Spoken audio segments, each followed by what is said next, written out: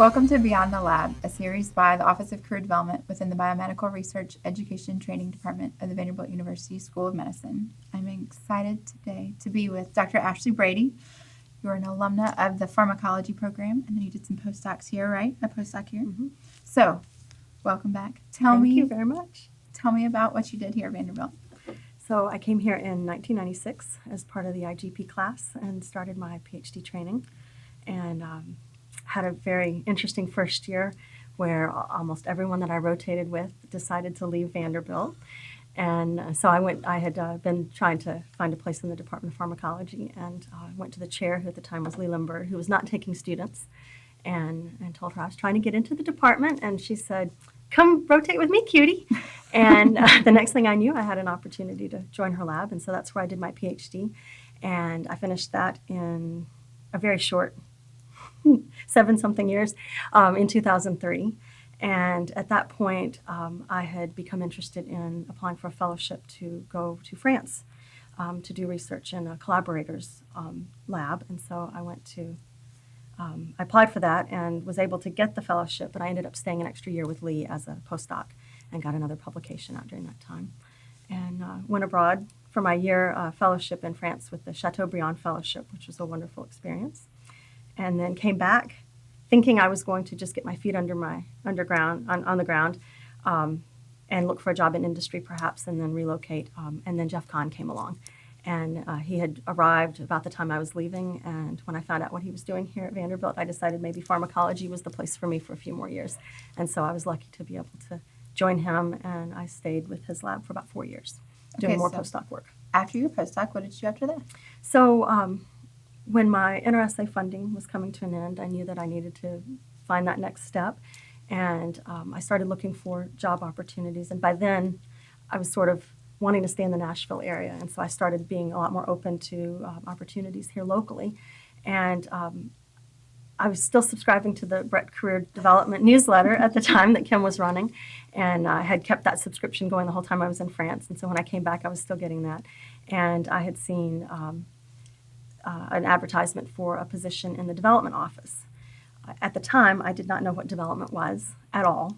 Even 6 months earlier, I had tried to donate money and couldn't even remember the office I was supposed to send it to. I had to ask people for about a week to locate what that department was. So there was a job opportunity to be a part of development for biomedical research, which was a new team they were building with a woman they had recruited earlier who had been a former postdoc. She had her PhD from Vanderbilt and a postdoc. She had her PhD from somewhere else and then had done her postdoc work here. And she was recruiting someone to come in as an assistant director to her program. And, that wasn't something I'd ever thought about doing. It certainly wasn't a job that existed when I was coming through my graduate training or even my postdoc training. But when I started looking at the job description, it had a lot of qualities that were things that I enjoyed. They were looking for somebody to help identify foundation grant funding, help faculty identify these opportunities, help them apply for them, work on tailoring their grants, and then serve as a relationship builder between the foundations and the faculty that would be applying for funding for their research from Vanderbilt. And that just tied into a lot of the things that I had enjoyed and had been building skills in throughout my graduate and postdoctoral training. And so I thought it sounded like a good fit, so I gave it a shot. So tell me about that job. So what were you doing within that job? That was a steep learning curve because it was such a different world for me. And we were the only two scientists in development at the time, the woman that I was working for and me. And it was just a very different environment. It felt much more corporate, I suppose, in a way, a lot more sort of rigid policies compared to what I was used to in academia. What I was doing is scouring foundations, using all sorts of search engines and Googling some, and going directly to websites to look for funding opportunities that were available and where there might be matches between strengths we had at Vanderbilt in our research and what the foundations were looking to support. And so I had to become very, very familiar with all the faculty and the research programs here at Vanderbilt, much more broadly and at a higher level than I had ever had to think about the research at Vanderbilt. So I loved that. It allowed me to learn so much about what was going on here and to really get to talk to the faculty about that research and think about it and then work with them on their grants. So I would identify an opportunity maybe and send that to a faculty member and say, hey, have you ever applied here? Have you thought about it? This seems like a good opportunity. And then I would help them communicate with the foundation and sort of mediate that relationship. And another big piece of what I was doing there was to travel to visit with the foundations. So quarterly or so, I would plan a big trip to a city where there were a lot of foundations, and I would maybe meet 6 or 10 in that area over a couple of days while I was in New York or Chicago or somewhere, and would just sit down with their program director or their chief scientific officer or whomever would be able to talk to me about the missions and the goals and the funding interests of the foundation, and then serve as that point person to go back and talk to them and see if things had changed. And, from year to year, I would watch the different initiatives they were bringing forward and try to stay on top of that and communicate that to our faculty. So how was foundation relations a good fit for you at the time, personally, for your skill set? Well, throughout graduate school, I'd always enjoyed writing. I guess I had developed that earlier in my career, but I had, continued to enjoy writing and even more so editing.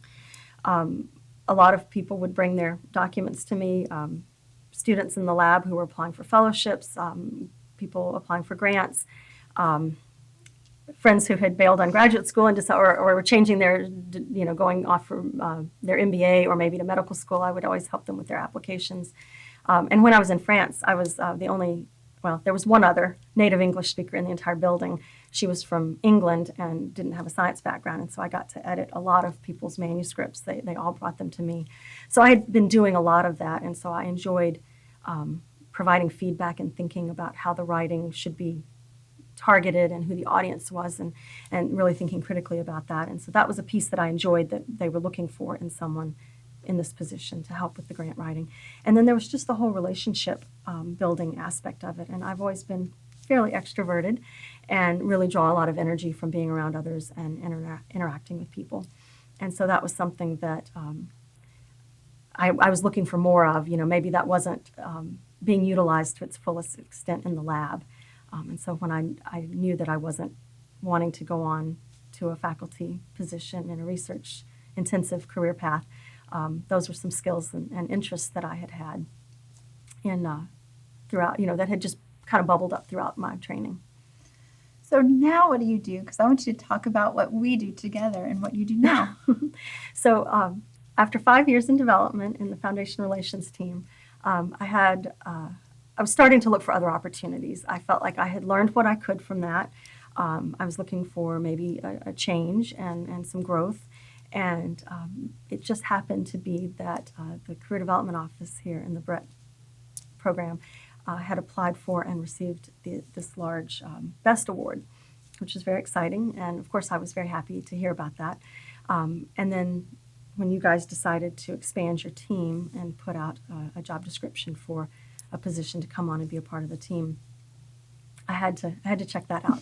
So I was very excited to have that opportunity to come and interview, and was fortunate to get to join the team in April of 2014.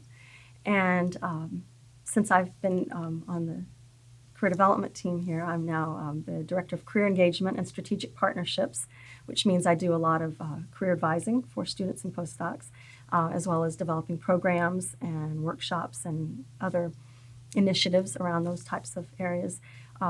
I've also had a big role in developing the internship program, which is that piece of the strategic partnerships of my title, where I have been doing lots and lots of outreach to potential employers and organizations where students and postdocs might have the opportunity to learn about other career paths.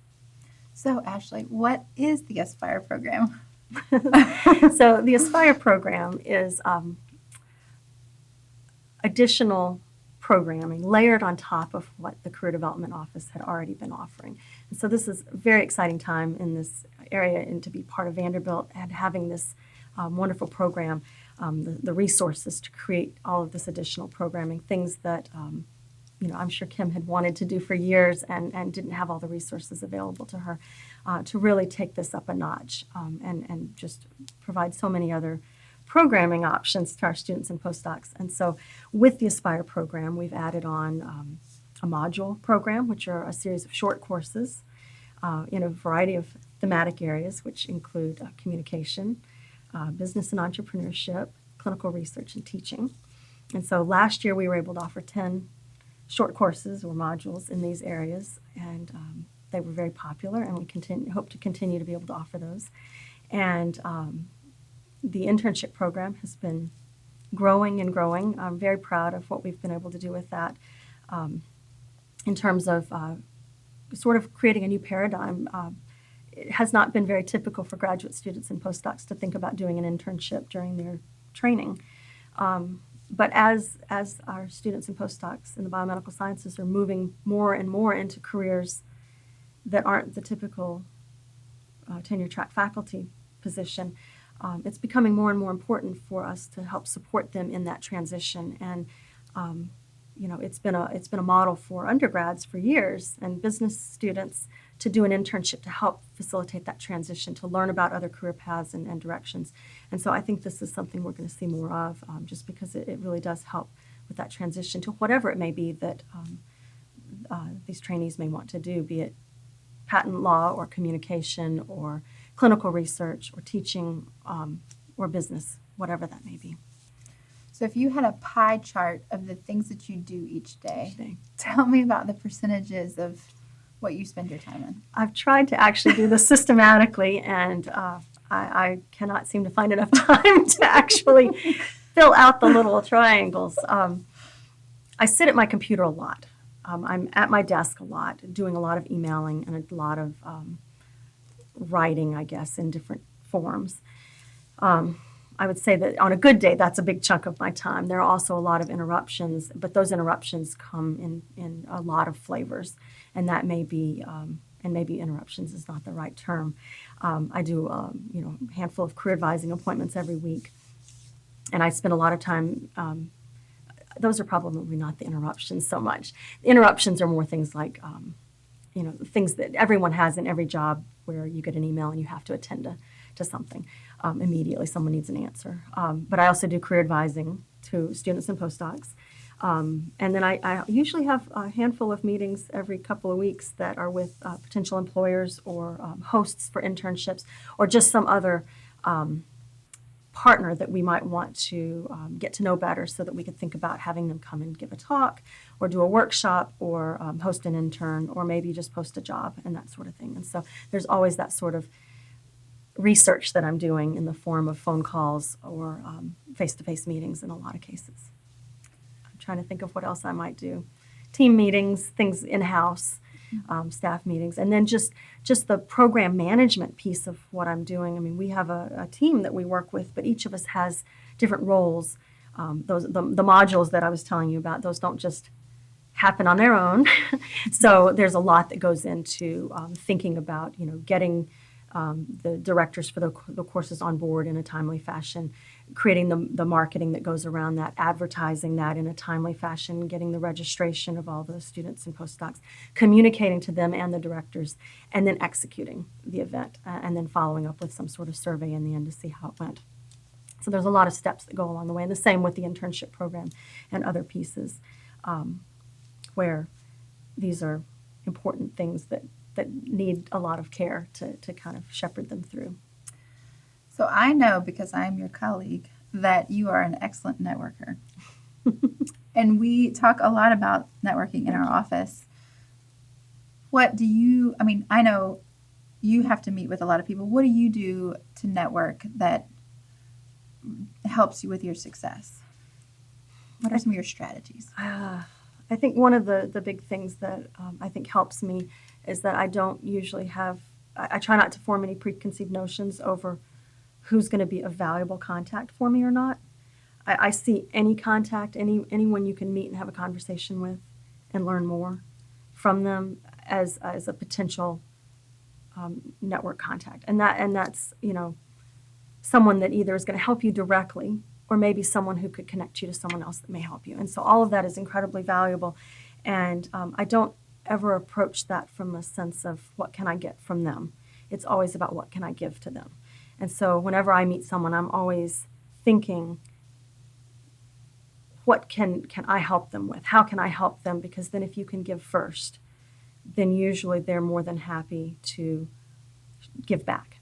And then it's not awkward when you respond to them and ask them. And oftentimes people are just as eager to give as you are. and then it really works out beautifully. And then, it just goes from there. And then it's just a matter of these touches. And that's one of the things that I kind of learned about more formally in the development world, where you meet someone, and in the case of the development world, it's all about the donor, where you meet them and you determine whether or not they are a good fit or not for donating to your cause. And then you continue to work to engage them. You make them a part of your world. You invite them in to be a part of things. If you see something that makes you think of them, then you let them know about that and you thank them. And so those sorts of skills that I practiced in development, I've put into play here much more strongly now in building out some of the programs and things that I've been working with in the Aspire program. And so I think those are some keys. So the postdoc experience is different from the graduate student experience. The Aspire program does have some interesting opportunities for being a postdoc in this training period. What are some of the different things that a postdoc can do and utilize within the BRET Office of Career Development and the Aspire program? Yeah, so almost all of our programming is open to both students and postdocs. That was a hallmark of our program, was that it would reach all 1,200, 1,100 of our student and postdoc trainees. And so we make that very open and flexible. But one of the things that was in the discussion when I was first coming into the program was trying to focus a little bit more exclusively on the postdocs, because historically it's been a harder group to reach, and they don't get as much individualized attention. And I had lived through that. I had been a postdoc here twice, essentially. And so I got that, and I understood where that sentiment comes from. And so one of the things that we planned in the very early stages of this was to develop a program exclusively for postdocs. And that turned into the Postdoctoral Cafe, the Aspire Postdoc Cafe, which is has evolved a bit, but in its current state now is a meeting twice monthly, usually the second and fourth Tuesday, as it stands right now, where we will get together and talk about items of career development and professionalism around being a scientist. And so that may take the form of me talking about how to convert a CV to a resume, or how to do an informational interview, or how to, do a better job in an interview, perhaps. Or it may be having a speaker come in and talk specifically about grant resources on campus, or mentoring, or some other topic that would be specifically of interest to our postdocs. We've had a series this fall with faculty panel speaking about the process of applying for a faculty position, what goes into the application package, what that interview process looks like, and how to do a nice job on that from the perspective of a faculty member who has both been through the process recently and sat on the selection committee. And then we've also got a session planned upcoming on giving a good chalk talk. So we try to cover all aspects of career development and professionalism. And this has been really popular. We've had a really nice turnout. And then we intersperse that about quarterly with an orientation session where I will go through the Aspire website and the career development website and talk about all the resources that are available to the postdocs specifically through the Aspire program in our career development office. And so that has been a really nice opportunity to meet incoming new postdocs, as well as some who've been around for a while and just didn't know about all the things that were going on in our office. And it also sort of lowers the barrier to us starting to develop those relationships, so they'll come back and talk to me, and we can work on things that they need help with. So what are some of the words of wisdom that you would give current graduate students and postdocs as they enter the job search and their career development career? So one of the things I come back to over and over again is that, if you hear anybody who has been anywhere in their career, had any history, they always say that when they turn around, they can kind of see behind how all the pieces fit together and why they ended up where they did. But that's really hard to see moving forward. And so I think a lot of times when we're just starting out, we get really caught up in trying to identify that one career, that end goal, the end-all be-all perfect job that's going to fit all of these things that I like to do and none of the things I don't like to do. And the truth is, I don't think that's a very fair way to try to find your job, especially your first job, because it's so much more of a windy pathway for everyone. And my advice is to focus on those things you enjoy doing, where your heart is, where your passions lie, and find something that meets as many of those as you can. And then you just kind of have to take a leap of faith and try it. And then you pivot, and if that isn't, give it a few years, and if it's not exactly what you were hoping for, you're still going to have learned, hopefully, something. You've met good people. Then find something in the next career move that fulfills some of those things that were missing before, and that way you start identifying even more so, what are the things I like about this job and what do I not like? And then that next move, you hopefully will keep enriching for the things you love.